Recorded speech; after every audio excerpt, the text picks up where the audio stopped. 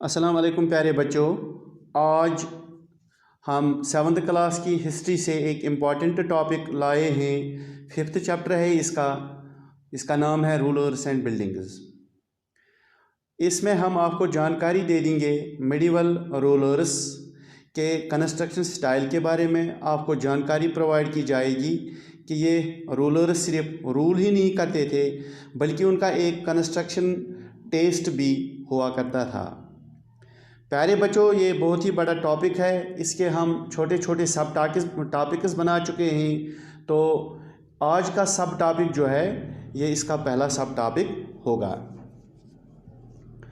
प्यारे बच्चों, हम इसमें ये भी आपको जानकारी प्रोवाइड करेंगे कि ये रूलर्स जो थे ये सिर्फ रूल ही नहीं करते थे बल्कि इनका एक टेस्ट ऑफ कंस्ट्रक्शन भी है जो आज के मॉडर्न दौर में बहुत ही मशहूर है।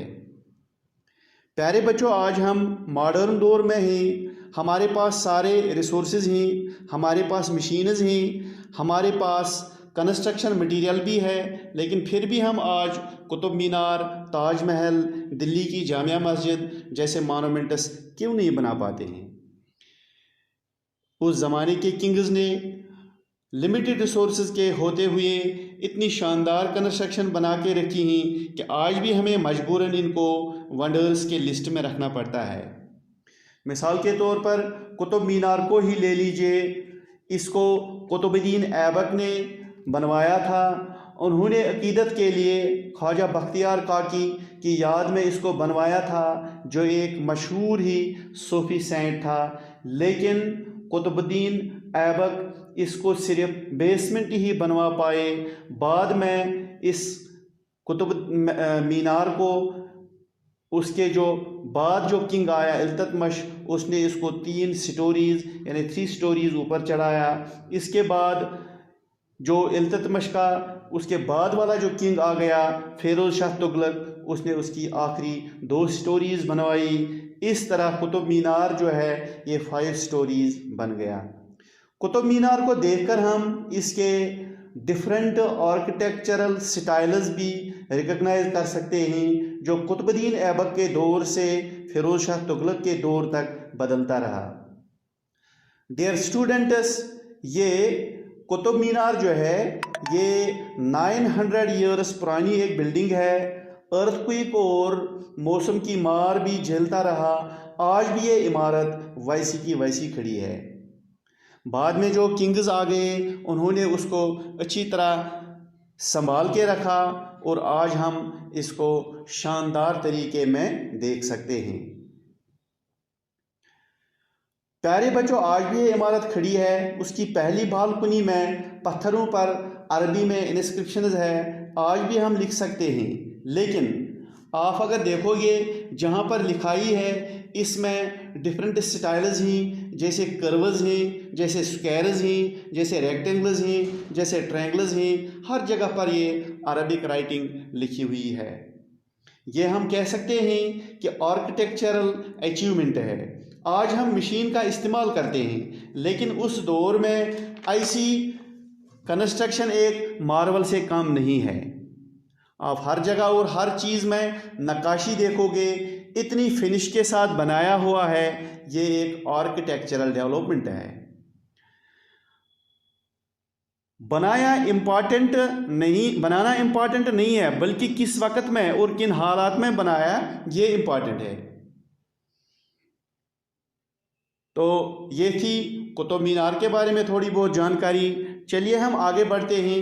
8th से 18th सेंचुरी तक किंग्स और उनके जो ऑफिसर्स ने 2 तरह के स्ट्रक्चर्स बनाए। पहला जो था ये प्राइवेट कंस्ट्रक्शंस थी, जैसे फोर्ट्स थे, पैलेसेस थे, गार्डन्स थे, रेजिडेंसेस थे और टॉम्ब्स थे। टॉम्ब किसको बोलते हैं? देखिए, जो सेंट होता था या किंग होता था उनकी कब्र बनती थी, या किसी सेंट की कब्र बनती थी, या किसी इम्पॉर्टेंट पर्सन की कब्र बनती थी, ताकि वो आराम से इस दुनिया में और उस दुनिया में रहे। इसके अलावा ये जो प्राइवेट कंस्ट्रक्शंस थी ये किंग्स थे या ऑफिसर्स थे अपने शौक पूरा करने के लिए भी बनाते थे। देखिए प्यारे बच्चों, दूसरा हिस्सा जो होता था वो पब्लिक एक्टिविटीज़ के लिए बनवाया जाता था इन किंग्स के ज़रिए से। आम जनता के लिए बनवाया जाता था, यानी आम लोगों के लिए बनाया जाता था, जैसे टेम्पल्स, मॉस्कस, टैंकस, वेल्स, कार्वनसरीज, यानी आम राहगीरों के लिए आराम के लिए सराय वगैरह और बाजार बनाए जाते थे। कंस्ट्रक्शन एक्टिविटीज़ को राजाओं के अलावा मर्चेंट्स भी करते थे। उन्होंने टेम्पल्स, मॉस्कस, वेल्स बनाए, उन्होंने अपने लिए हवेलियां भी बनाई, लेकिन 18वीं सेंचुरी के बाद की हवेलियां ही हमारे पास आजकल मौजूद हैं। प्यारे बच्चों, अब थोड़ी बहुत जानकारी लेते हैं इंजीनियरिंग स्किल्स एंड कंस्ट्रक्शन की। यहाँ पर आपको मेडिवल पीरियड की कंस्ट्रक्शन कैसे होती थी की जानकारी मिलेगी। कंस्ट्रक्शन के लिए किसी न किसी तरह की स्किल की ज़रूरत होती है।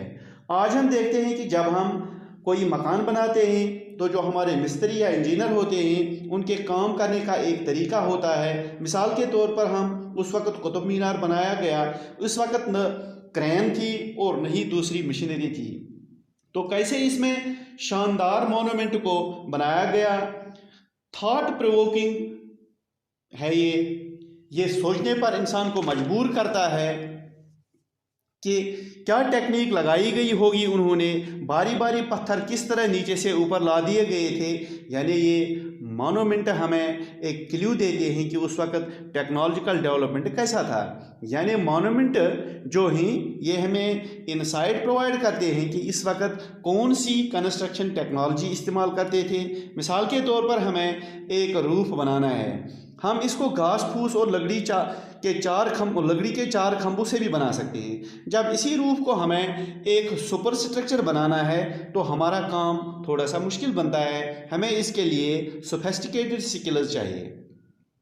प्यारे बच्चों, 7वीं सेंचुरी से 10वीं सेंचुरी तक आर्किटेक्ट्स ने अपने कंस्ट्रक्शन में ज़्यादा से ज़्यादा रूम्स, डोर्स, विंडोज़ को अपनी बिल्डिंग में ऐड करना शुरू कर दिया। आर्किटेक्चर का स्टाइल जैसे ट्रेपेज स्टाइल या कॉर्बेल कहते हैं शुरू कर दिया गया। 8वीं सेंचुरी से 13वीं सेंचुरी तक ट्रेपेज को टेम्पल्स, मॉस्कस, टॉम्ब्स वगैरह में इस्तेमाल किया जाने लगा। तो ट्रेपेज स्टाइल या कॉर्बेल स्टाइल जो था ये उतना मजबूत स्टाइल नहीं होता था।